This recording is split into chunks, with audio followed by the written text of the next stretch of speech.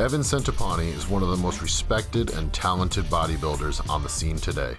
Recently, he has become the outspoken spokesperson for Prime Nutrition, a brash young supplement company making waves in the fitness industry. At his home in Connecticut, Evan sat down with Prime Nutrition's cameras to talk about the state of bodybuilding, the effects of social media on the sport, the act of balancing his personal and professional life, and why lately this has become even more of a concern for him.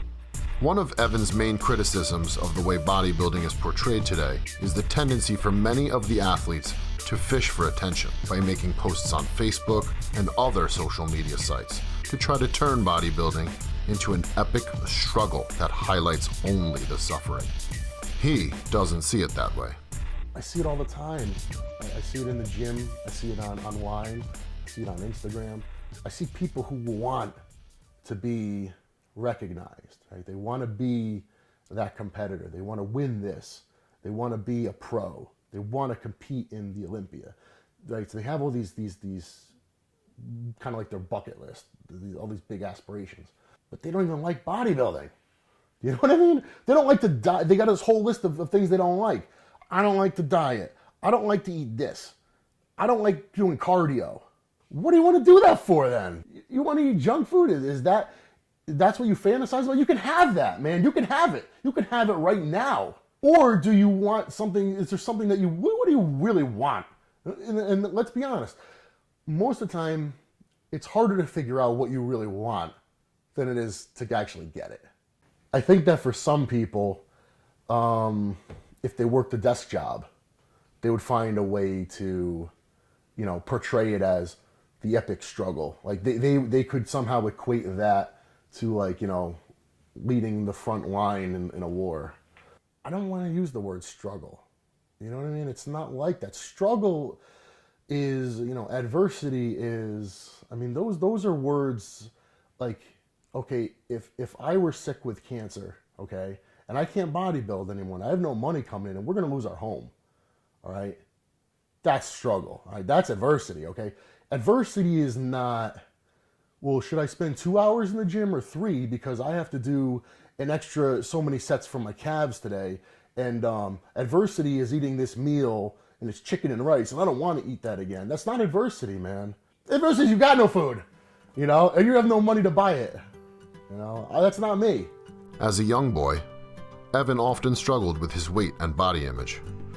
Discovering bodybuilding enabled him to transform his physique, and at the same time, produced an unexpected side effect, turning a chubby, shy kid into a confident athlete. As Evan quickly learned, there is a psychological transformation that accompanies a physical transformation. Look, I chose bodybuilding, right? I decided it was something I want to do. I didn't decide to do it because I wanted to ruin my life, right? Because I wanted to chain myself to the wall and just make my life a living hell. You know what I mean? And struggle through this and that. No, I chose bodybuilding because as a teenager, I thought it was something that it was going to enhance my life. So, okay, I can go to the gym. I can change how I look physically. I can change how I feel about myself. I can feel better. I can look better. And that's what I did. And that's what it was for me. And that's what it still is for me. Okay, I get a certain high out of going to the gym. I love the gym. I like being there. Okay, is it hard getting under a bar and doing squats? With 500 pounds, 600 pounds? Yeah, it's hard. Is it great while you're doing it? Maybe not at that exact moment, but as soon as that set is over, it's, I did that. You know what I mean? That is awesome. I like that. For Evan, bodybuilding has always been a positive force in his life and never something to suffer through. He embraces the diet and especially loves spending time in the gym. For this Olympia contender, success in this sport or success in any aspect of life comes down to one simple thing: hard work. One thing I've learned throughout my life, it's probably best to do things I don't like doing. Whether it's heavy squats or it's, anything. Usually if something makes you uncomfortable, it's probably a good idea to keep doing that until it's not uncomfortable anymore. The ultimate goal of all the hard work And bodybuilding's greatest honor is, of course, the Olympia. Evan has made his bid for the Sandow on 2 occasions, in 2012 and 2013. But he explains how he keeps that experience in perspective by remembering what is truly important about achieving that level of success. Certainly standing on the Olympia stage is exciting. To be totally honest, I don't think that my career or what I've done as a bodybuilder has hit me. It probably won't hit me until I'm done with it. And it's, 5-10 years down the road, I'm on to the next thing. And I look back and I say, wow, I did that and I went here and, this, I used to look like this. So it'll probably sink in then. When you're doing it, it's different. Of course, I know I'm on the Olympia stage, and I know there's no bigger stage in the world. And I know that I'm standing on stage next to the best bodybuilders in the world, some which may go down as the best in history. So, it's pretty wild. It's absolutely wild. But I just don't think that the full effect will hit me until I'm done and on to the next thing. When you're in it, usually the gravity of it doesn't really take effect. But there is a deeper reason why Centopani is able to keep his presence on the Olympia stage in perspective. The roots of that go back to his relationship with his father and his early years as a child of divorce. Well, growing up, my parents divorced at an early age. I was about 3. They got divorced. I lived with my mother, and my father lived one town over. And I saw him 3 days a week, so I saw him a lot. We always spent a lot of time together. And I always very much looked forward to being with my dad because, I don't know, we always got along well. We're maybe similar in a lot of ways, feel like we kind of understand each other. And I always looked up to my father, very much. So I don't know why sometimes I talk about my dad, I get kind of choked up. It's been 3 years that he was diagnosed with a rare form of cancer called neuroendocrine. He's had 2 major surgeries. One, they removed his right lung. He followed that up with a course of chemotherapy as just kind of a preventative thing to kind of clean up whatever may be residual. Before he could even finish that course of chemotherapy, they found a couple tumors in his chest and in his neck.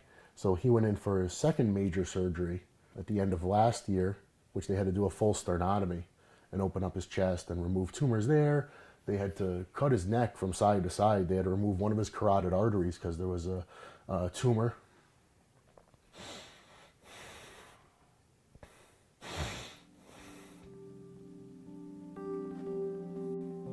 There was a tumor wrapped around it, so they had to remove that.